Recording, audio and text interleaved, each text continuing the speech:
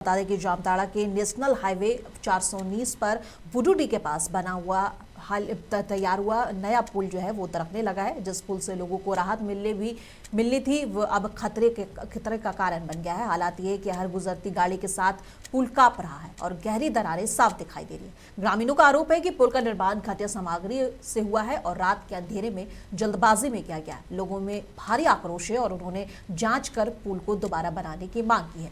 फिलहाल ये पुल एक खामोश खतरा बनकर खड़ा है। पुल 2 नंबर का काम हुआ है, 2 दिन हुआ चालू किया हुआ धस गया। कितना दिन पहले ढलाई हुआ था? ढलाई कितना दिन, 1 महीना होगा।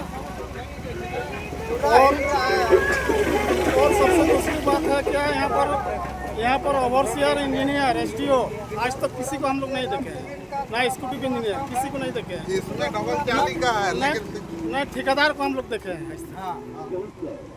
तो अभी क्या मांग कर रहे हैं? अभी यही मांग कर रहे हैं इसको फिर से तोड़ के बनाया जाए अच्छा से, मजबूती से। आज हम लोग यहाँ पर एकत्रित हुए हैं, ग्रामीण के तमाम जनता लोग, और यहाँ एक हाईवे के बगल में अभी पुलिया बनके तैयार हुआ है और हमको लगता है कि यह पुलिया अभी जर्जर से टूट गया। अभी गाड़ी निकला तो आप देख सकते हैं कि कितना खराब स्थिति है। आज से कुछ महीना पहले, 4 महीना 5 महीना पहले आए दिन देखे कि यहाँ नढ़ाड़ी में पुल का शिलान्यास हुआ। काम जब हुआ तो देखिए घटिया सीमेंट का जो है ना उपयोग किया गया, बालू ने छड़ दिया। देखिए इसका 6 इंची जो है ना रट का मामला दिया, 6 इंची है, 4 इंची रहना चाहिए, वहाँ 6 इंची में जाकर के ये लोग ढलाई किया। 6 इंची भी 1 फीट है ना, ये लोग चोरी किया, पूरे डकैती डाला है, सरकार का पैसा लूट किया है ये लोग। जमशेदपुर के घाघरी निवासी कालीचरण पाल ने बीजेपी नेता आनंद कुमार पर जमीन कब्जाने का आरोप लगाया।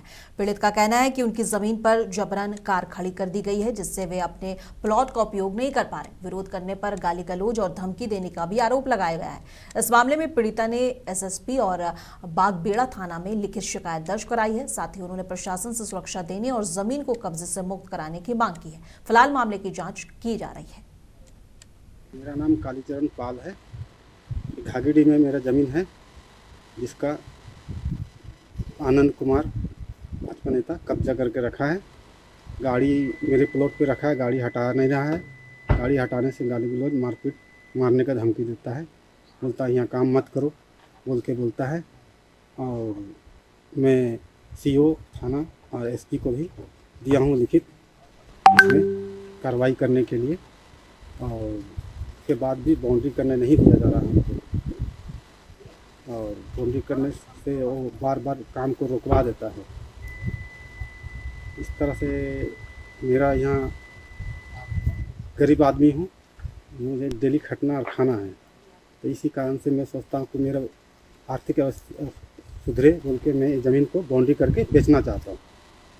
जमशेदपुर के प्रखंड प्रमुख, उप प्रमुख और पंचायत समिति सदस्यों ने प्रखंड कार्यालय के अधिकारियों और कर्मचारियों के खिलाफ धरना शुरू कर दिया है। जनप्रतिनिधियों का आरोप है कि अधिकारी और पंचायत सचिव मनमानी कर रहे हैं और उनकी बातों को नजरअंदाज किया जा रहा है, जिसको लेकर कर्मचारियों ने 1 दिन का धरना करते हुए सरकार के सामने अपनी मांगों को रखा है।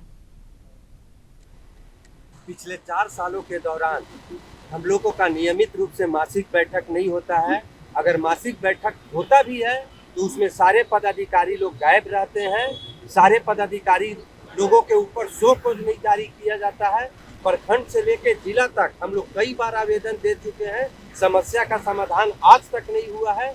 मजबूरन जमशेदपुर प्रखंड के समस्त पंचायत प्रतिनिधि एकजुट होकर प्रखंड विकास कार्यालय के समक्ष 1 दिवसीय धरना पे बैठे हैं। उसके बावजूद भी अगर हमारी समस्या का समाधान नहीं होगा तो प्रखंड विकास कार्यालय में हम लोग एकजुट होकर तालाबंदी कर देंगे। राज्यसभा चुनाव 2026 के परिणाम से ये साफ दिखता है कि एनडीए ने विपक्ष को पूरी तरह से पछाड़ दिया है। बिहार, हरियाणा और उड़ीसा जैसे राज्यों में विपक्षी दलों के प्रयासों के बावजूद सत्ताधारी गठबंधन के निर्णायक बढ़त हासिल की।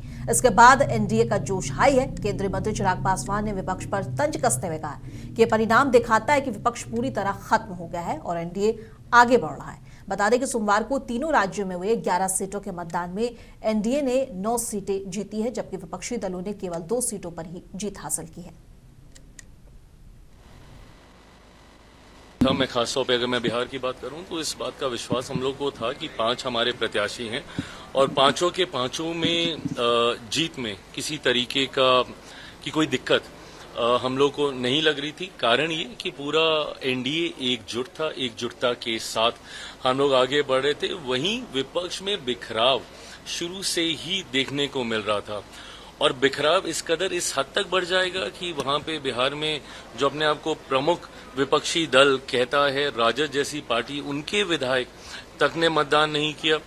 कांग्रेस जो कि राष्ट्रीय दल है, राष्ट्रीय पार्टी है, आधे विधायक उनके नदारद रहे। तो दर्शाता है कि विपक्ष में असंतोष है और विपक्ष एक बड़ी टूट की ओर अग्रसर हो रहा है। कांग्रेस को लेकर मैंने पहले ही कहा था कि बिहार में कांग्रेस बहुत जल्द टूटेगी और परिणामों में जिस तरीके से इनकी भूमिका रही राज्यसभा चुनाव में देखने को भी मिला और मैं मानता हूं कि राजद में भी एक बड़ी टूट होगी। बाकी राज्यों में भी, उड़ीसा जैसे राज्य में, और वहां पे तो विपक्ष ने खुल के अपना असंतोष जाहिर भी किया। वहां के विधायक ने खुल के इन बातों को एक्नॉलेज भी किया कि असंतोष है। आज की तारीख में मैं मानता हूं एनडीए मेरे प्रधानमंत्री के नेतृत्व में मजबूती से आगे बढ़ रहा है और ये परिणाम आपको आने वाले उन राज्यों में भी देखने को मिलेंगे जहां पे चुनाव की घोषणा की गई है। मैं मानता हूं एक बड़ी जीत एनडीए की वेस्ट बंगाल में होने जा रही है। और बिहार के छपरा में नाबालिग लड़की की हत्या के मामले में पूरे इलाके को हिला दिया है। इस बीच पूर्णिया से सांसद पप्पू यादव पीड़ित परिवार से मिलने पहुंचे। उन्होंने परिवार को न्याय दिलाने का भरोसा दिया है और कहा है कि दोषियों को जल्द सख्त सजा मिलनी चाहिए। पप्पू यादव ने बिहार में महिला सुरक्षा पर भी गंभीर सवाल उठाए। घटना के बाद इलाके में लोगों में आक्रोश है, वहीं पुलिस आरोपियों की तलाश में जुटी हुई है। ये मामला अब सियासी मुद्दा बनता जा रहा है। परिस्थिति कोई भी हत्या हुई तो एक तो सरकमस्टांसेस को देखना चाहिए था पदाधिकारी को, उसको नहीं देखे हुए और सीधा प्रेम प्रसंग से जोड़ दिया। दूसरी एक बात जो कही गई जो मुझे गलत लगा सबसे ज्यादा कि परिवार के लोगों ने या समाज के लोगों ने देखने के बाद फेंक दिया। मैं यहाँ तो इत्तेफाक रखता हूँ, ये तो गलत है। लड़की कूद गई, लड़की मर गई, खुद कूद गई, तो ये सरकमस्टांसेस बना कि लड़की कूद गई, या फिर एक नहीं मिनिमम 2 मैक्सिमम 3-4 आदमी मिलकर के फेंक दिया। उसके पीछे जो कारण, पहली बात तो यह थी जिसको इस तरीके से आप मरने के बाद भी बच्चियों के चरित्र को सही ढंग से नहीं प्लेस करना, ये गलत है। दूसरा, जब हमारे पास टेक्निकल जांच पूरी तरीके से और एसएफएल की पूरी रिपोर्ट आई नहीं, इसमें पहले ही मेडिकल बोर्ड का गठन, पूरा सीसीटीवी फुटेज की बात होनी चाहिए, आप वो नहीं कर पाए। बिहार के पूर्वी चंपारण जिले के मोतिहारी में मंगलवार सुबह एक मुठभेड़ हुई जिसमें एसटीएफ जवान श्रीराम यादव शहीद हो गए और 2 गैंगस्टर कुंदन ठाकुर और प्रियांशु कुमार मारे गए।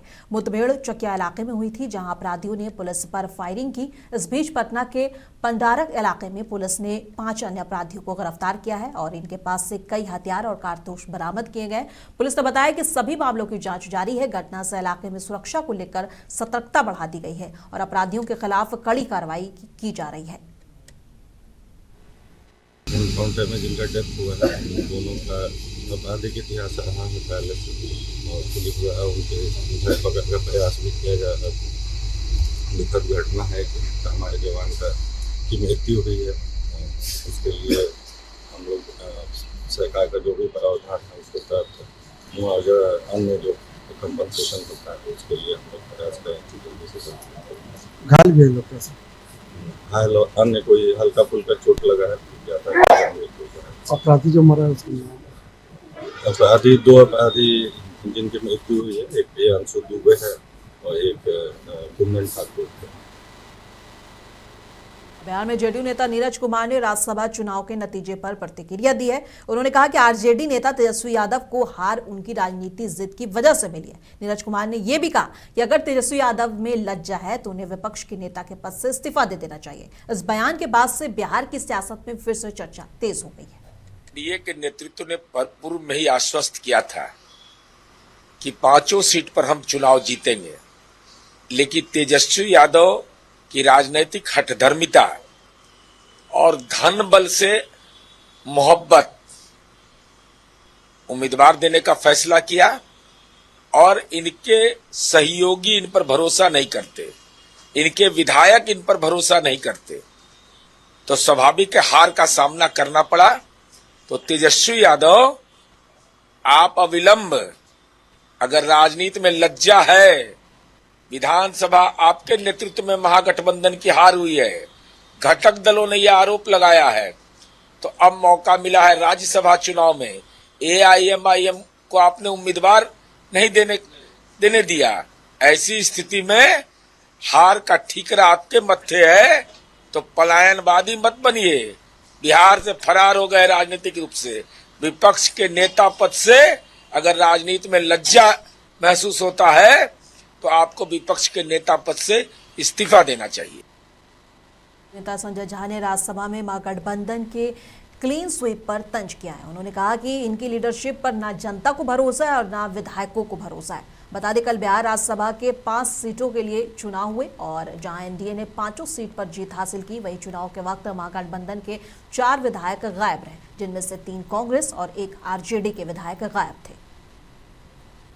हमारे ऊपर कहाँ हॉर्स ट्रेडिंग है? हॉर्स ट्रेडिंग तो उस साइड हुआ है, अब पता कीजिए ना। उस साइड इंडिया गठबंधन के उनके 35 विधायक थे, तो वो उनके पास ज्यादा कहाँ से आ गए? अभी तो विधानसभा चुनाव में एक दूसरे के खिलाफ लड़के आए थे ना, तो उनके पास और विधायक कहाँ से आ गए?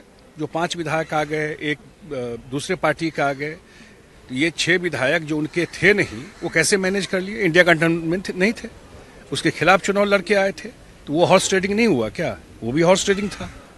इसीलिए हम लोग तो शुरू से कह रहे हैं, इनके लीडरशिप पे न जनता का भरोसा है और न अब इनके पार्टी का भरोसा बचा है। इसीलिए सब विधायक को नजरबंद करके रखते हैं। हम लोग तो नहीं करके रखते। नो कॉन्फिडेंस मोशन था तो घर में सबको नजरबंद कर दिए, अभी हुआ तो सबको नजरबंद कर दिया होटल में। इसका मतलब इनके लीडरशिप पर ही प्रश्न चिन्ह है। न जनता मान रही है, न इनका विधायक मान रहा है।